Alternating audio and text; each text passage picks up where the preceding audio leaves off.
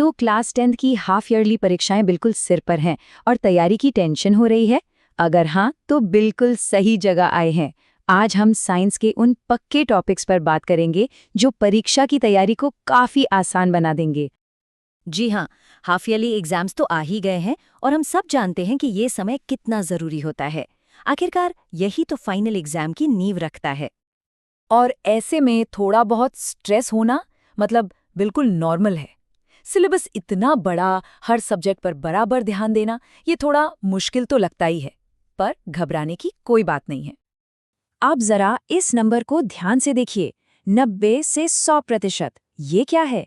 ये है उन टॉपिक्स के पेपर में आने की संभावना। जी हाँ, आज हम हार्ड वर्क के साथ साथ स्मार्ट वर्क पर फोकस करेंगे और सीधा उन टॉपिक्स पर निशाना साधेंगे जो सबसे ज्यादा मार्क्स दिलाते हैं। तो चलिए शुरुआत करते हैं केमिस्ट्री से। ये कुछ ऐसे टॉपिक्स हैं जिन्हें छोड़ने की गलती बिल्कुल नहीं करनी है। पहले चैप्टर यानी केमिकल रिएक्शंस एंड इक्वेशंस से सबसे पहले केमिकल इक्वेशंस को बैलेंस करना सीख लीजिए। इसकी प्रैक्टिस तो ज़रूर करके जानी है क्योंकि ये सवाल लगभग पक्का होता है। फिर जो अलग अलग टाइप की रिएक्शंस हैं ना, जैसे कॉम्बिनेशन, डीकम्पोजिशन, इनकी सिर्फ डेफिनेशन नहीं, एक एक एग्जाम्पल ज़रूर याद कर लेना। और हाँ, कोरोजन और रेंसिडिटी, ये छोटे टॉपिक्स लगते हैं पर इन पर 1 या 2 नंबर का सीधा सवाल आ जाता है। इन्हें बिल्कुल इग्नोर नहीं करना है। तो केमिस्ट्री के बाद अब बढ़ते हैं साइंस के 2 और बड़े धुरंधरों की तरफ, फिजिक्स और बायोलॉजी। देखते हैं वहां कौन से इंपॉर्टेंट टॉपिक्स इंतजार कर रहे हैं। फिजिक्स में लाइट वाले चैप्टर से रे डायग्राम्स, इनमें अक्सर गलतियां हो जाती हैं ना, तो मिरर और लेंस दोनों के लिए इनकी खूब प्रैक्टिस कर लेनी है। इलेक्ट्रिसिटी से ओम्स लॉ और उसके न्यूमेरिकल्स, ये तो समझ लीजिए आने ही वाले हैं, तो फॉर्मूला अच्छे से याद कर लें। और मैग्नेटिक इफेक्ट से फ्लेमिंग का लेफ्ट हैंड रूल, ये थोड़ा कंफ्यूजिंग लग सकता है, इसलिए इसके कॉन्सेप्ट पर बेस सवाल जरूर सॉल्व करके देखना। अब बात करते हैं बायोलॉजी की। लाइव प्रोसेसेस से ह्यूमन हार्ट का डायग्राम, और हाँ, सिर्फ डायग्राम नहीं, उसकी लेबलिंग भी अच्छे से प्रैक्टिस करनी है क्योंकि नंबर उसी के मिलते हैं। जीव जनन कैसे करते हैं, इस चैप्टर से पॉलिनेशन एक हॉट टॉपिक है। इसके टाइप्स को समझना जरूरी है।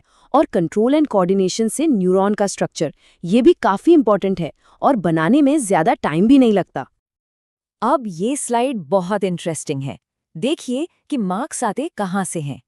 लगभग 70% मार्क्स आते हैं सीधी सीधी थ्योरी और कॉन्सेप्ट से, 20% डायग्राम्स से और सिर्फ 10% न्यूमेरिकल्स से। तो इससे साफ पता चलता है कि तैयारी में बैलेंस कैसे बनाना है। ठीक है, तो अब हमें ये तो पता चल गया कि पढ़ना क्या है, लेकिन सवाल ये है कि पढ़ना कैसे है। चलिए अब एक पक्की स्ट्रैटेजी पर नजर डालते हैं। ये रहा 3 स्टेप सक्सेस प्लान। स्टेप 1, जो टॉपिक्स हमने अभी डिस्कस किए, सबसे पहले उन्हें पक्का कर लो। स्टेप 2, पिछले सालों के क्वेश्चन पेपर्स सॉल्व करो, इससे पैटर्न समझ में आ जाएगा। और स्टेप 3, जो सबसे जरूरी है, रेगुलर रिवीजन। याद रखिए, कंसिस्टेंसी ही सफलता की कुंजी है। एक बात हमेशा याद रखनी है, सफलता के लिए सिर्फ कड़ी मेहनत ही नहीं बल्कि स्मार्ट वर्क भी जरूरी है। इन इम्पॉर्टेंट टॉपिक्स पर फोकस करना, यही पर स्मार्ट वर्क है। इससे टाइम और एनर्जी दोनों बचेंगे। और जब इस स्ट्रैटेजी से तैयारी होगी ना, तो कॉन्फिडेंस अपने आप बढ़ेगा। ये पता होगा कि सबसे जरूरी चीजें तो कवर हो चुकी हैं और यही फीलिंग एग्जाम में बेस्ट परफॉर्म करने में मदद करेगी। तो अब जब ये पक्के टॉपिक्स और एक सॉलिड स्ट्रैटेजी सामने है, तो सवाल बस एक है, क्या इस बार परीक्षा में टॉप करने के लिए तैयार हैं? तो अब सोचना कैसा, बस लग जाइए तैयारी में। All the best.